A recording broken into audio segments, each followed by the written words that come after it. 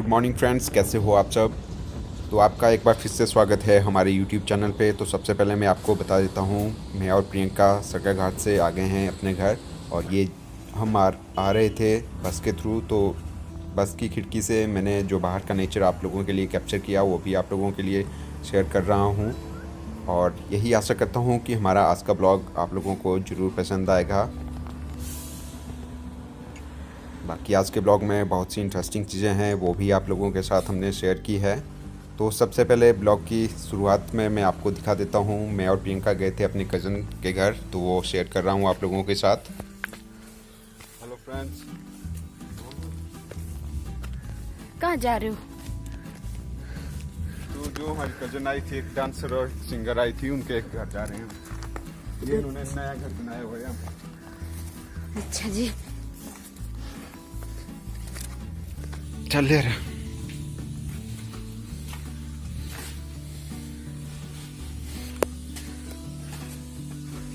तो ये ऑलमोस्ट पहुंच गए हम, देखिए उनके घर।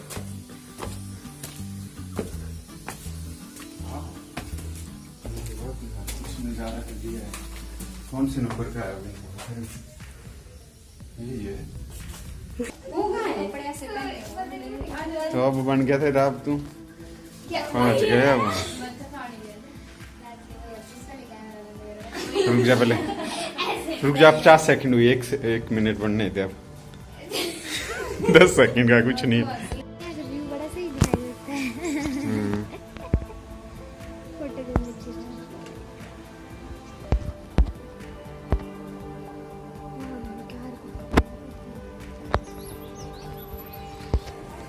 तो ये मैं पहुंच गया हूँ अपने कज़न के, ये इनके घर में यहाँ पे। तो ये मेरे को दिखा रहे हैं अपना घर।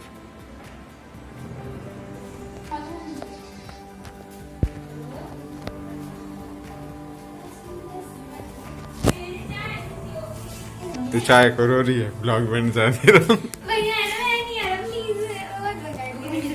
तो देखिए हमारी प्यारी बहन प्रिया ने बुलाया था और आज बहुत ही ड्रेसिंग लग रही है।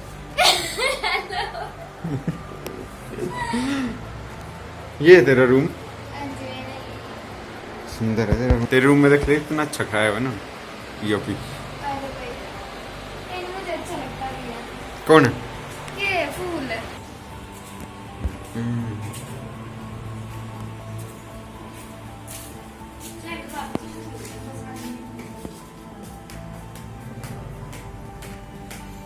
चाय कुमार गोली। तो ये था हमारे कज़न का घर। और उसके बाद हमें अर्जेंट कॉल आ गई थी ससुराल से। जो मेरे साले साहब हैं, उनका एक्सीडेंट हो गया था, तो उनको मैं लेके गया था एक क्लिनिक में।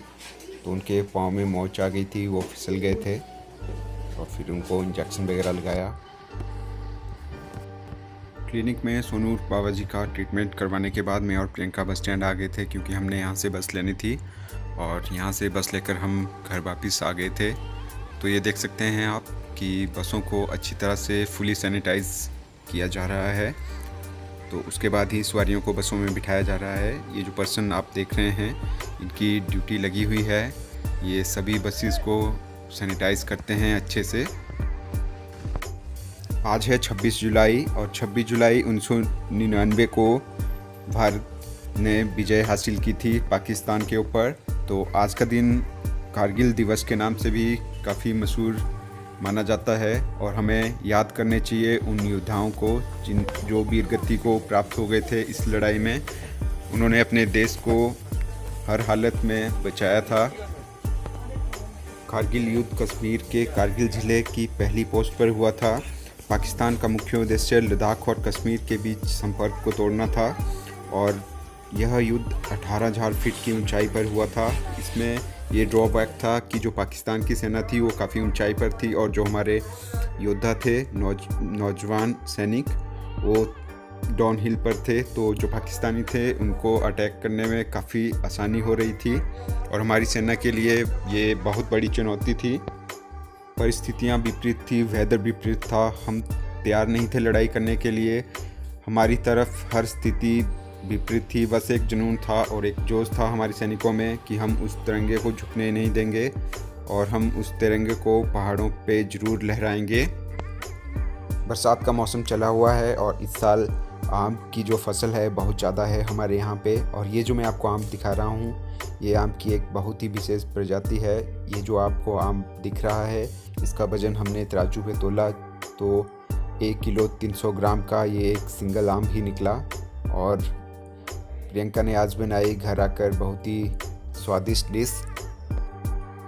जैसा कि आपने हमारे पिछले ब्लॉग्स में देखा ही होगा कि जो हमारा गांव में किचन गार्डन है उसमें लगी हुई है बहुत सारी सब्जियां, और ये जो फल फ्रूट हमारे अपनी ही फसल के हो जाते हैं। तो वही बात है, मेहनत करनी चाहिए, उसका फल मिलता ही मिलता है। तो प्रियंका ने बनाए थे कोफ्ते। तो बाकी फिर हमने सारी फैमिली ने एंजॉय किया डिनर, वो भी आप लोगों के साथ शेयर कर रहे हैं।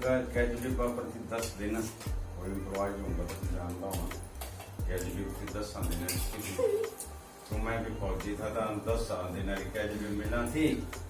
प्रियंका भी आई गया कैजरी को कट्टी ने बेचारी क्या करें।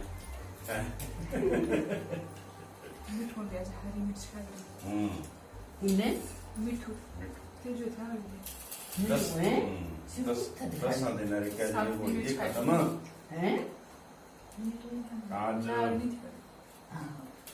आज फिर क्या बना दियो, कोफ्ते बने, कोई भिंडी बनी, और एक आम भी था से नहीं इधर कटे नहीं है वैसे आज से। नहीं भाई, वेट करने से 1 किलो 200 ग्राम है वो। 1 किलो 350 ग्राम निकला हुआ।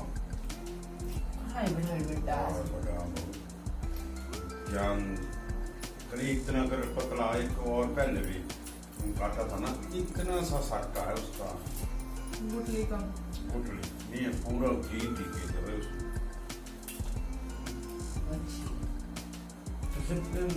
अच्छी वैरायटी दाल करने आती बेटा। कितने लगे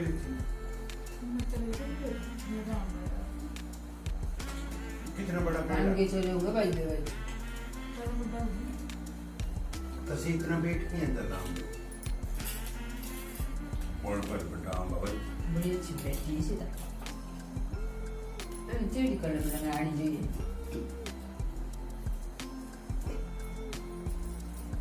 इनका था क्या बोले भी छुट्टियां ठीक ठाक रही, पर कंपनी बोले बाबे आज के खाए तोड़ पैर पूरा।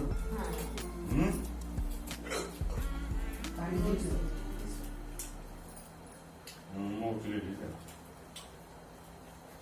चलो बढ़िया रहा, तुम काम दामता है इतने मुझसे बेरा छिलखाने तुम लोग भारी पाई है। खाना तो एंजॉय हो गया पूरी फैमिली के साथ। अब इसके बाद मैं आपको दिखा रहा हूँ, हमने एक नींबू का पेड़ लगाया हुआ था। तो जैसे कि आप सभी को पता है बरसात का मौसम चल रहा है, तो देखिए ये नींबू का पेड़ लग गया है। और ये हमने कुछ लकड़ियाँ स्टोर की हुई हैं, तो कुछ इस तरह से लकड़ियाँ रखनी पड़ती है बरसात के लिए पहले से ही। तो ये एक हमारा छोटा सा स्टोर है ग्राउंड फ्लोर में, उसमें हमने लकड़ियाँ इकट्ठी करके रखी हुई हैं, वो सर्दियों के लिए काम आती हैं। और ये दुकान का एक छोटा सा दृश्य आप लोगों के लिए।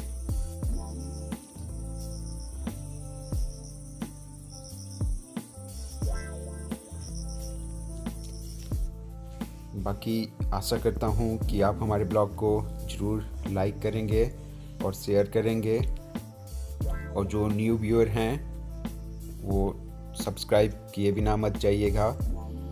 और ये मैं आपको दिखा रहा हूँ, इसको हम अपनी लोकल लैंग्वेज में जूड़ा बोलते हैं। ये जब हल चलाते थे बैलों के साथ, तो बैलों को इसके साथ बांधा जाता था। तो ये इसके 2 खांचे आप देख रहे होंगे, तो ये दोनों बैलों की गर्दन पे रखा जाता था और बीच से हल को बांधा जाता था। तो ये कुछ इस तरह से है।